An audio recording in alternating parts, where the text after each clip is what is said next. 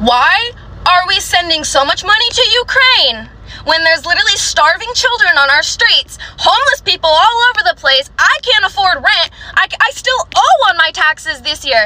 And yet we're sending more money, hundreds of billions of dollars to Ukraine? Like, okay, Mr. Biden, what? Hello everyone, this is Emmanuel Cook. We will be reacting to a new video today, so make sure you guys like, comment, and subscribe down below, and let's get into the video. They're currently trying to pass a bill of $15 billion. This will send aid to Israel and will also give money to the U.S. to fight in the Red Sea. And here's the breakdown. $4 billion is going to Israel to help continue build their Iron Dome. Another $1 billion is going to Israel to help build their Iron Beam, and both of these are missile defense systems. $3.5 billion is going to help aid Israel in reestablishing its territory. And the way I'm reading that, it's less about reestablishing and more about stealing territory, because they'll be using the aid to build out security to essentially monitor the borders and push back as far as they can. And $2.5 billion is going to the US to help fight in the Red Sea. But that money is really all going to Israel because the fight in the Red Sea is for Israel. It will never cease to amaze me on how quickly these deals get done. When it comes to things that the US needs, it takes months, years to get bills passed. But when there's ammo needed in Israel, that thing is going to pass within the week. It's amazing to me how little the US cares about its own citizens. And it seems like it's just getting worse and worse. There was a young woman who stopped by the side of the road after she heard on the news that the US is considering giving $40 billion. And I think another $60 billion to Ukraine as a part of this $100 billion emergency authorization or some shit. So she was outraged that we have quote-unquote money for these wars and for other countries, but we don't have money for our own citizens, whether it be helping the homeless or providing free health care or maybe retiring student loan debt or whatever. And so I wanted to expand on that and explain why, because it shouldn't be any surprise. Here's the framework.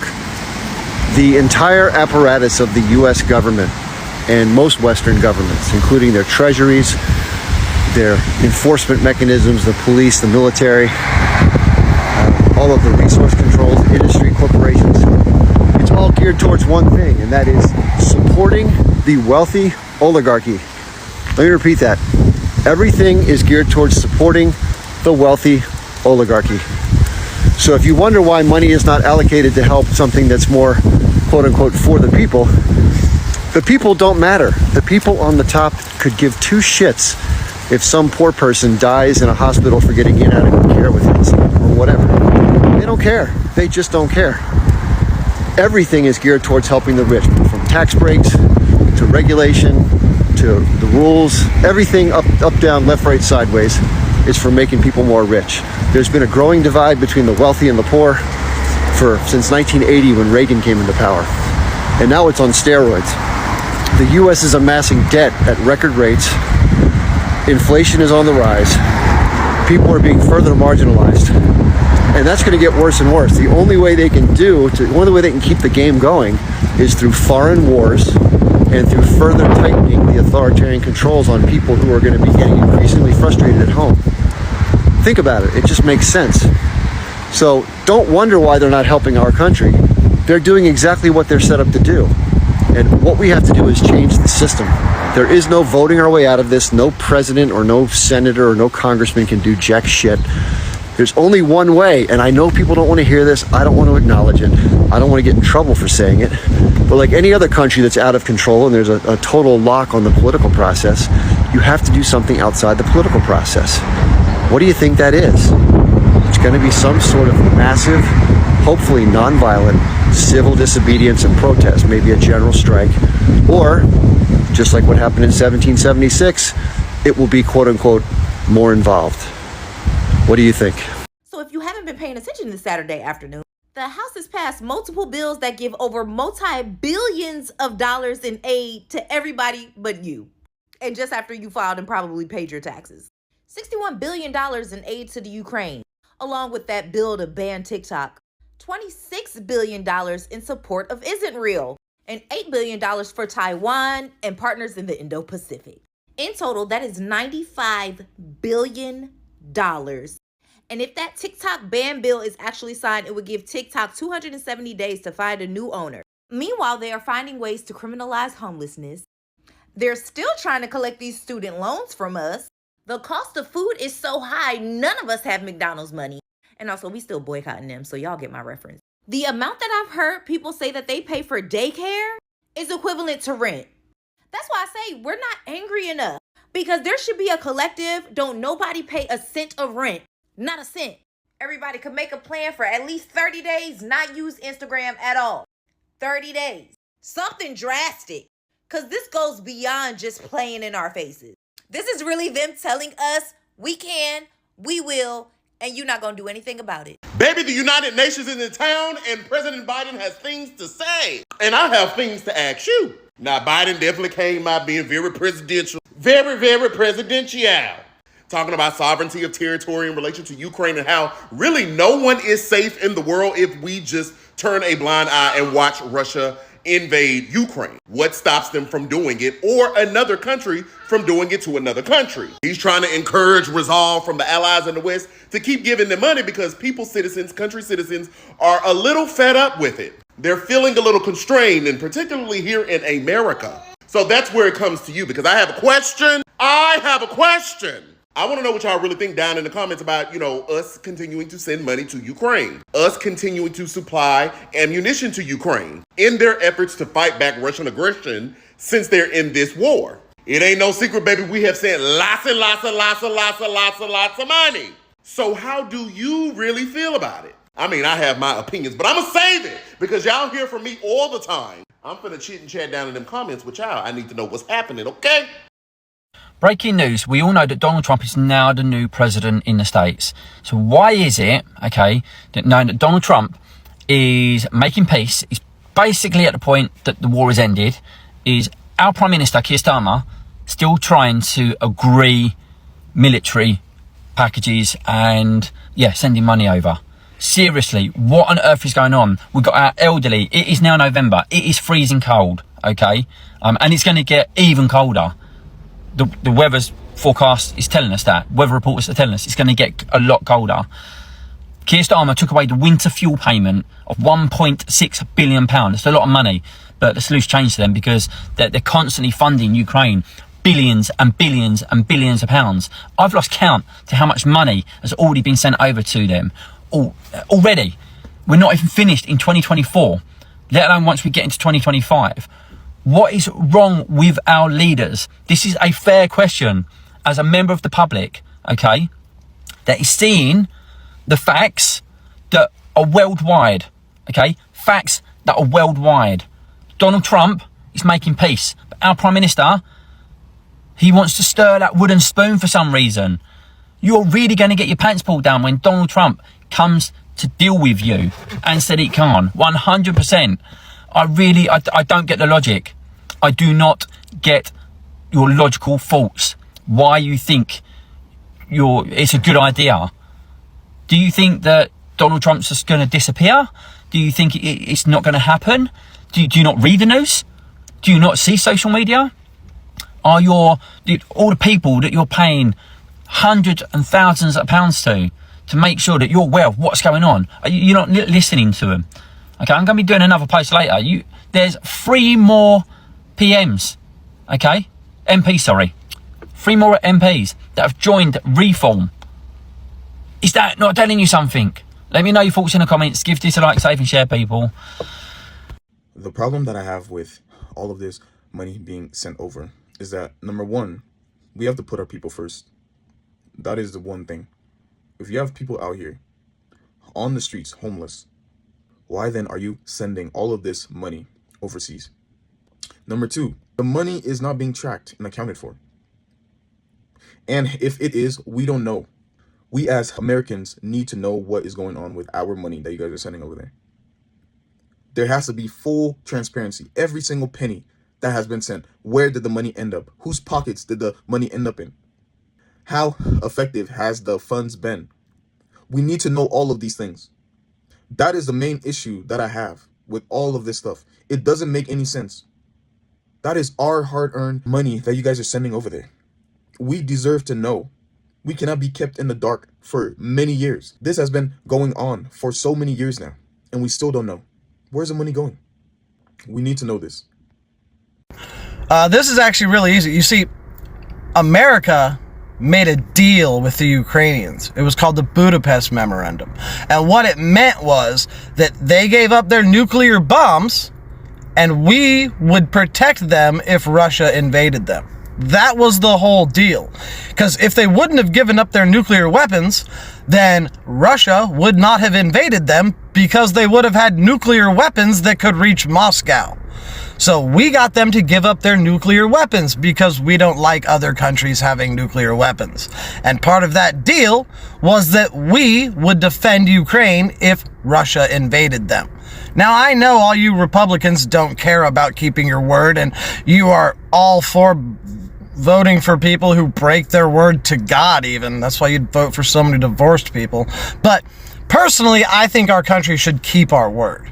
Like when our country makes a deal with someone, we should keep that deal so that other countries will make deals with us.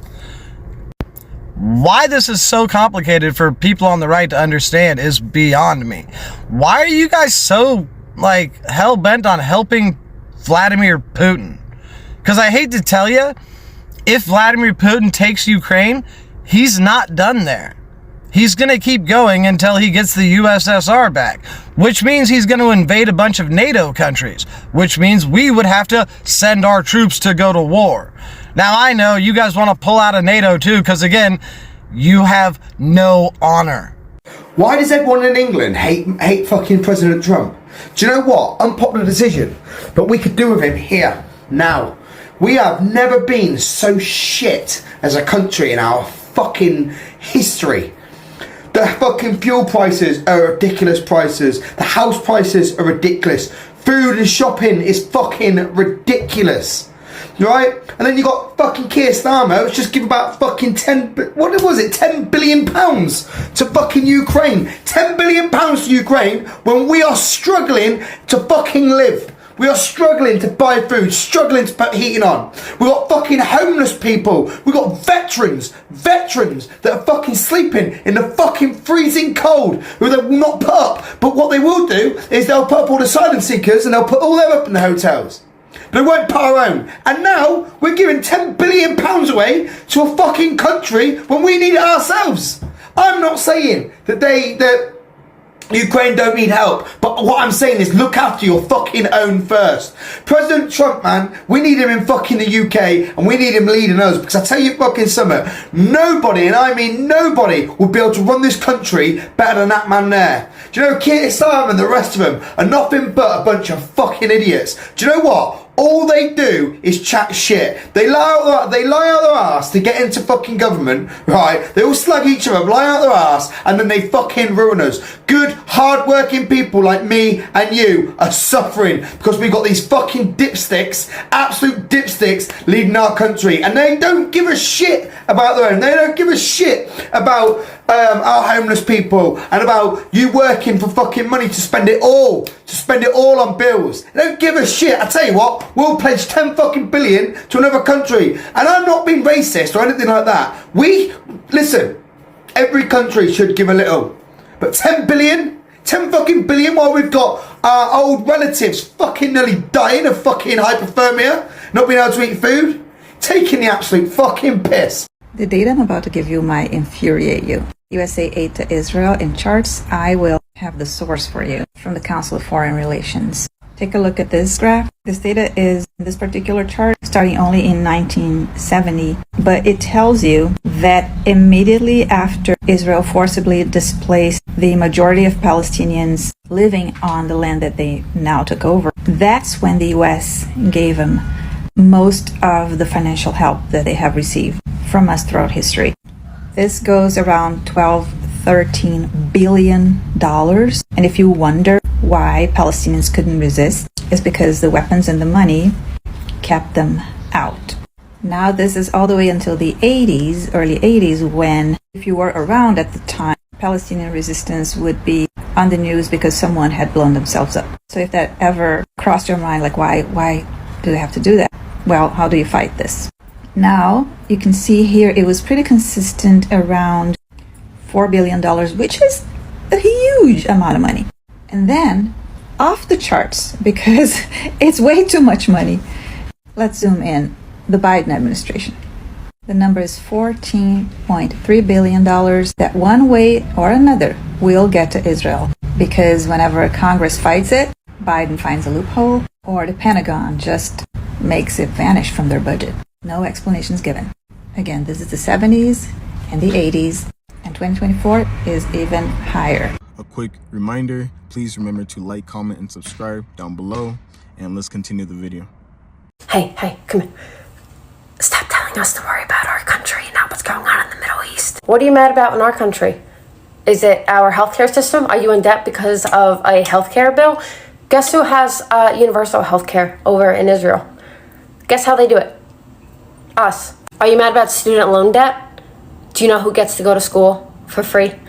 IDF members. Are you worried about the housing crisis and not being able to find a place to live? Well, we create subsidized housing in Israel. You worried about money and why your taxes going up? Look at the billions of dollars that we sent to Israel. We're funding what Israel is doing. They would have ran out of money months ago if it wasn't for our tax dollars. And the tiny bit of aid that we send to Palestine is also on our dollar because of the damage that Israel is doing. And after all this eventually ends, we are going to be the damage control. Our tax dollars are going to have to be the damage control. Are you angry about veterans living on the street? Look at the budget from the United States. Look at the military budget.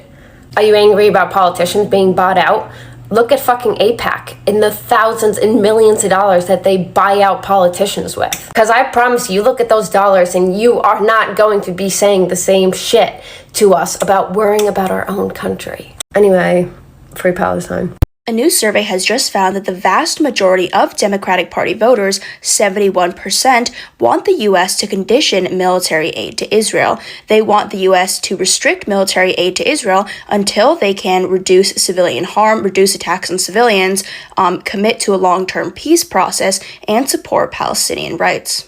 A further 20% said that the U.S. should continue sending aid to Israel, but while urging it to reduce civilian harm. When the U.S. government wants to send money to a foreign country, they must put conditions on how that money is spent, especially when said foreign country is going to use that money to potentially hurt somebody. For example, last fall, the Biden administration organized a deal with Iran for 5 American prisoners to be released in exchange for the U.S. government unfreezing $6 billion in Iranian assets. But did we let Iran spend that money any way they wanted? No, of course not. We put stringent conditions. They can only spend that money on humanitarian organizations. When it comes to Israel, who we've sent hundreds of billions of taxpayer dollars in total and billions each year, we don't put any conditions on it, despite the fact that we know they actively oppress the Palestinian people. They kill them in the streets, they bulldoze their home, and they dispossess them of their land. And yet we won't put a single condition on how they can spend that money. Israel is very happy with this situation. They don't have to answer to anybody about where this money's going.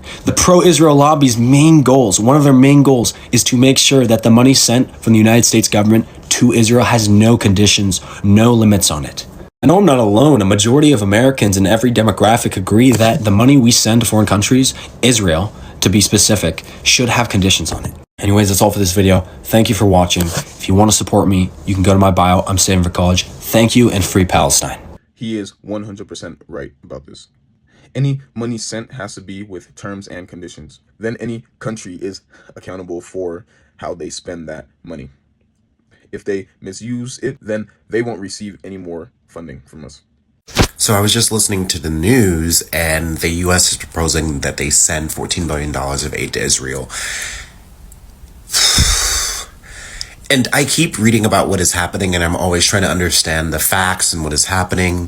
But I think on an emotional level, what I really feel is disbelief at the amount of genocide and torture and punishment that Palestinians are going through. To see videos of these airstrikes and kids wandering through the rubble and doctors crying once they figure out that their family members have been killed. And to just see the level of dehumanization. And it's wholly historical, because every colonial process in the history of the world has worked through dehumanization, and it's just really fucking terrifying to see this happening to Palestinians and to see the world powers all gathering together. And it just shows you where their priorities are. Wherever the government and the state can funnel money out of nowhere, $14 billion. $14 billion plus help towards Ukraine.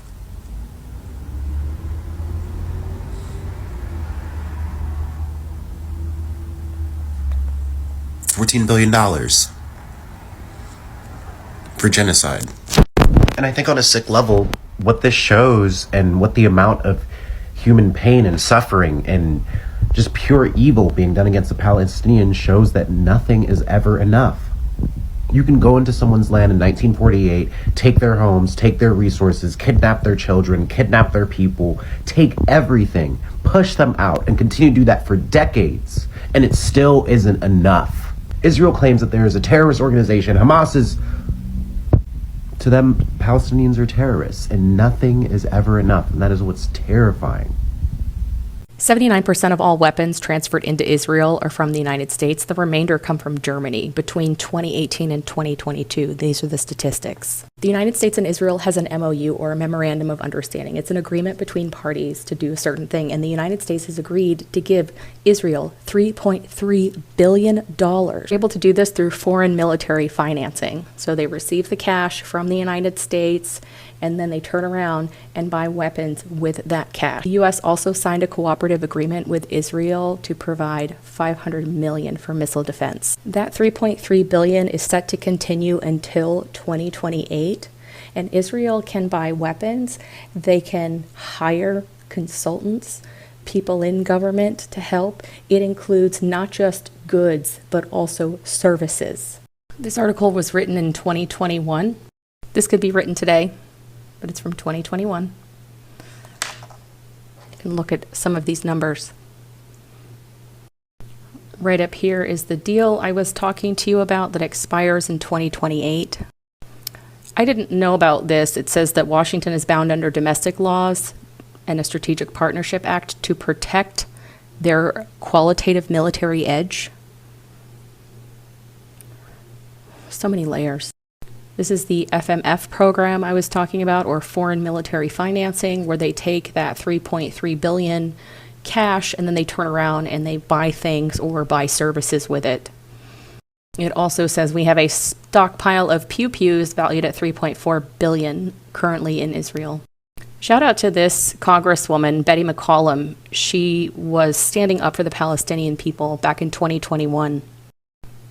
Thank you, Betty. Thank you. This article was released November of this year. And again, it talks about the 79% weapons from us that Israel receives, with the remainder being in Germany. And again, it references the MOU I was talking about earlier. If you look above me, these are the active sales that are pending right now. Our lives are such a joke, y'all. They just parade around and do this right in front of our faces. Here, you wanna buy an F-16? Here you go. Paragraph above me is pretty interesting as well. I haven't heard of these things. I will look into them. There's a lot of fat cats sitting on top, making a lot of money off of this. A lot of money. Just imagine, y'all. All these salespeople in all these pew-pew places, they know that Israel has $3.3 billion in cash to spend on a product that they're selling. This is awful.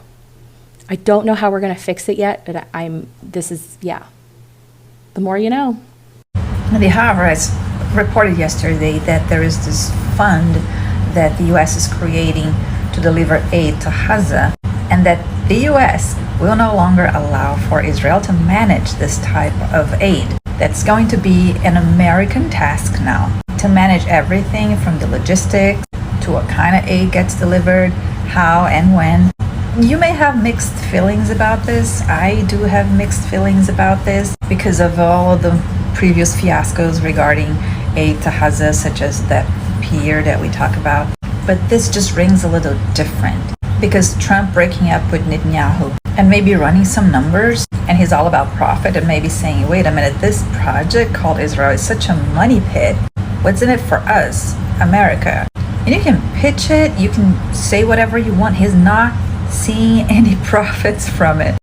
cutting off Israel from managing aid reinforces that message to Netanyahu, to Israel as a whole, of like, I'm in charge. This is America. You're no longer in charge of anything because I say so. Breaking news, breaking news. I'm going to have to ask you to be seated for this. The United States has given the Ukraine another $425 million. Biden met with Zelensky yesterday where a $425 million aid package was drafted for the Ukraine. This will include the United States' 67th trench of weaponry that the Department of Defense has given over to the Ukraine. I don't even know what to say. I'm just reporting the news. $425 million of additional aid has just been given to the Ukraine for weaponry, including planes, air-to-ground missiles, tech, armored vehicles, another $425 million US. Please comment for me because we need to talk about this. I can bet you that a lot of this money has been laundered. Millions or even billions in aid has been laundered. When you have a large amount of money and it is not accounted for, it is not tracked, you have money laundering. That is a perfect scheme for money laundering because it's not tracked and the money ends up being misused. Majority of the money ends up being misused. But my question is, why do we continue to send over money? Like, how much money is enough? How much money until they're good? Until they don't need help anymore? They continuously ask for help. And we continue to help them. When is enough enough? When do we cut off that aid and say, hey, we have helped enough. We're done helping. You're on your own. Figure it out. We have sent over, I think, 13 or 14 billion dollars. Zelensky disrespected Trump because he came here trying to play hardball because he felt he had another deal on the table with Europe. So Europe actually offered Zelensky a similar deal for their rare earth minerals and just the overall minerals they have in their land. They also called it a win-win. So basically, because he felt that he had some leverage, because he has another deal on the table with the country or the European Union, who has given far less aid to them than the U.S. alone, he came and tried to strong arm our president. That is why this was disrespectful, because he came here from a place of arrogance. His posture and everything. A lot of you, if you haven't been in business meetings, you wouldn't be able to note that. Like his posture was incredibly wrong. He literally disregarded our president. Everything about his demeanor, everything about it was wrong. And then also to come and not do what you said, which was that you were going to sign the deal. Incredibly irresponsible. And then what we just saw is that his leadership in his country just demanded his impeachment, citing his diplomatic failure with Donald Trump. So they're saying that he basically has found himself in a real storm with the Ukrainian MP Oleksandr Dubinsky. He launched a scathing attack on Zelensky, labeling the meeting a diplomatic failure and the final act of the regime's collapse. So yeah, even their own country is upset at his behavior. So for liberals to be saying that Trump embarrassed them, that our president didn't do what he was supposed to do, this is what we voted for. We are getting what we voted for, which was a strong, business-minded president who does not allow another country to come here and disrespect us on our home turf and to make demands that they should not be making. We have given far too much aid to Ukraine for him to come here and not do what he said he was going to do, or to act like he has a better deal on the table. That's why even the lady who was there with him, I think it was the prime minister or whatever she was, or an ambassador potentially, she was even, her hand, you saw there's video of her with her hand in her head in her hands. Because even she knew this meeting was off the rails. And not because of our president, but because of Zelensky's blatant disregard for what he was supposed to be carrying out for his country. He is not in the power position over the U.S. And anybody who's advocating for this country over our own, where is your head at? Where is your head at? Where is your loyalty at? Good morning. Apparently, you said gave Ukraine $35 billion. And this is on top of the $183 billion that we had already given them. And each website says a little different number of how much we've given them, but UkraineOversight.gov says $183 billion. The things we could have done with that money instead of giving it to Ukraine are just insane to me. We could have rebuilt the wall. We could have probably rebuilt Lahaina and rebuilt North Carolina. We could have helped a ton of people rebuild their houses in a lot of these places where there's been fires or hurricanes. Has anyone checked on East Palestine? Like, are they okay? Should we go check on them? What about Flint, Michigan's water? Is it finally lead-free? Like, there's so much we could have done. And I've been so busy and I've been a little bit behind, but I love watching the clip from Judicial Watch where JD Vance says to Zelensky, like, have you even said thank you to all that we've done for you? That guy's a boss. Anyway, Judicial Watch is up to date on all the issues in real time. So you need to go check it out. I have a link in my bio for this clip so you can learn more details. 90% of aid provided to Ukraine stays in the United States, either to produce new weapons or to replace the weapons that are sent to Kiev. Of course, it benefits primarily the American corporations, but you know what? It also improves employment in the defense sector. Some factories increase their hiring by 20% as the result of giving aid to Ukraine. So, of course, giving aid to Ukraine primarily benefits Americans. That was reason number one. Reason number two, the world is on the edge of World War III. Democracies against authoritarian regimes. If Ukraine loses and Putin attacks other countries, I wouldn't hope for good jobs in America too. Number three, the United States, the UK and Russia provided security guarantees to Ukraine in exchange of Ukraine giving up its nuclear weapons. As the result of that agreement, currently Ukraine is being attacked and hundreds of thousands of people are being unalived. It's American responsibility, legally and ethically. Why are you so concerned with the 5% of the American budget that goes to people who are trying to survive? How should the government fix American problems anyway? And why aren't they doing that? Obviously not because of 5% of the budget given to Ukrainians that America is obligated to give, the 5% that actually benefits American economy. Stop sending help to Ukraine. Stop sending money. Stop sending American taxpayers' hard-earned money to Ukraine. Everyone keeps saying in my comments, don't send money to Ukraine, but have no understanding of how this aid actually works. So this is how it works. The money actually never leaves the United States, because if they say they're sending $1 billion, that billion goes to defense companies like Boeing, Raytheon, and others, and Lockheed Martin. So it's creating more jobs, it's creating more equipment for US Army. And then US actually sends all of the old equipment to Ukraine, which is worth, by their estimates, let's say $1 billion.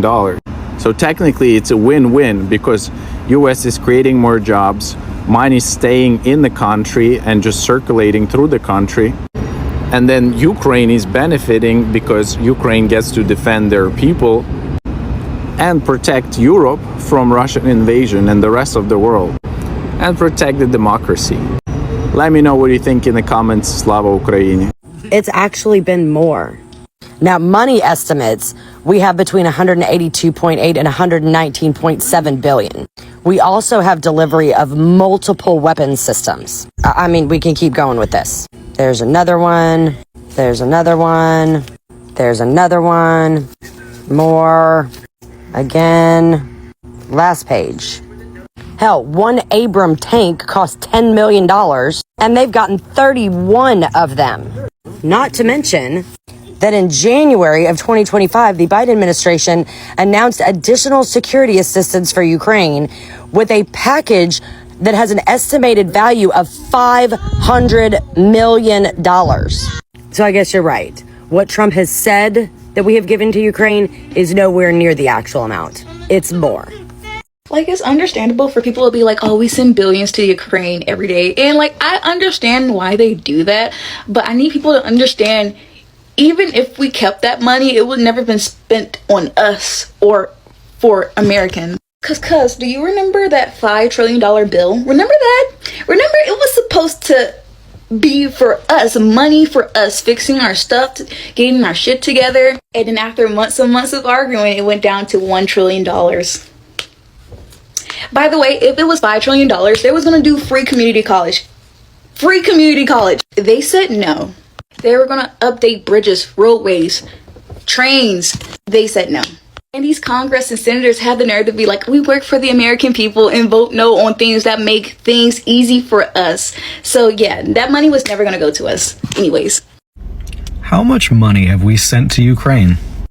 This comment was left on the video I did about the misuse of PPP loans, and this commenter liked that video, so I don't think he's any opposition. I think some of his information may be a little bit misconstrued, but a trillion?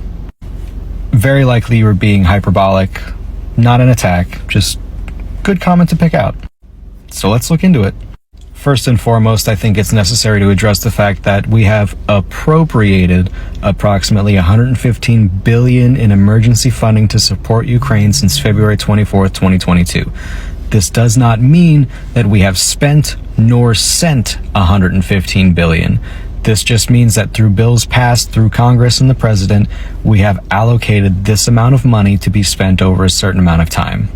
And as you can see in the first point highlighted in blue here, the federal government spent $6.48 trillion last fiscal year in money to Ukraine, equivalent to approximately 2% of the overall budget. Another important thing to note is down here at the second blue line, nearly $40 billion of that aid has already gone to humanitarian relief and military security assistance. Some aid falls under a Lend-Lease program that President Joe Biden signed in May 2022, meaning Ukraine will have to pay back a certain amount to the U.S. after the war, plus interest. There is a common misconception on this platform that the money that's being sent to Ukraine is just, we're giving it to them. We're not asking for anything in return. You know, it's just gone forever. But that's not the case. We're not asking for everything back, but Joe Biden has made agreements where some of it will have to be paid back. This graph shows year by year the amount of money that is appropriated to Ukraine to get that $115 billion total number. As you can see, it's projected all the way out to 2032, so there's still 9 more years of support that's lined up for Ukraine. This last graph is kind of long in nature, so I had to cut it in half, and I'll show it in 2 parts. But here it has a total breakdown of what percentage of the amount of money that we've sent so far has been for what thing. As you can see, $76.8 billion has been sent so far, and then you have percentages for humanitarian, financial, and total military. And total military is broken down, which I'll show in the next slide. Here we have total military, $46.6 billion total, security assistance, weapons and equipment, and grants and loans for weapons and equipment. One thing that's important to note here is that in security assistance and weapons and equipment, these aren't actual dollar amounts. This is the amount valued of the weapons and equipment that we're giving them, the amount valued of the security assistance we're giving them. And that goes the same with the humanitarian efforts also. Are we spending a lot? Yes. Is it anywhere near $1 trillion? No. Is it necessary? Yes. So tired of the American government prioritizing Ukraine over Americans. Did you see Biden promised $8 billion of aid to Ukraine, while Americans who suffer from hurricane were given $750? That's on tonight's episode of Widely Spread Misinformation. The first thing you need to understand is that $8 billion is not additional funding. This is funding that was approved by Congress already. President Biden just exercised his drawdown authority for military assistance that gives authority to the executive branch for the speedy delivery of defense articles and services. The Congress approves the cap for the drawdowns, and Biden pretty much just exercises what was approved by Congress already. The second thing you need to understand is that Biden promised the delivery of military stockpile that was to expire. Meaning we had 2 options in this. The first one, let it expire and then have to discharge the military stockpiles that we produced in the past. The former case requires additional spending. The latter does not. Listen, I don't just blame the extreme Republicans who are manipulating this misinformation. I also blame the media. Because realistically, if you were to research this $8 billion to Ukraine, no article would mention that. You actually need to know the details of executive authority, how the American system works, so I don't blame people for believing misinformation. I think media should do a much better job in covering this topic. Regardless of what is true and what is not, here is the truth. Ukraine broke the treaty with Russia, and so they provoked them to attacking Ukraine. They started this war. If you say and agree upon something, you stick to your word. None of this would have happened if you guys stick to the pact, stick to the treaty. Billions of lives have been lost. Billions of taxpayer-funded dollars has been gone. And millions, if not billions, of money has been laundered in this whole war. Is the war even over yet or not? I don't even know at this point. I appreciate you guys watching the video today. Please make sure to like, comment, and subscribe down below, and I'll see you guys in the next video.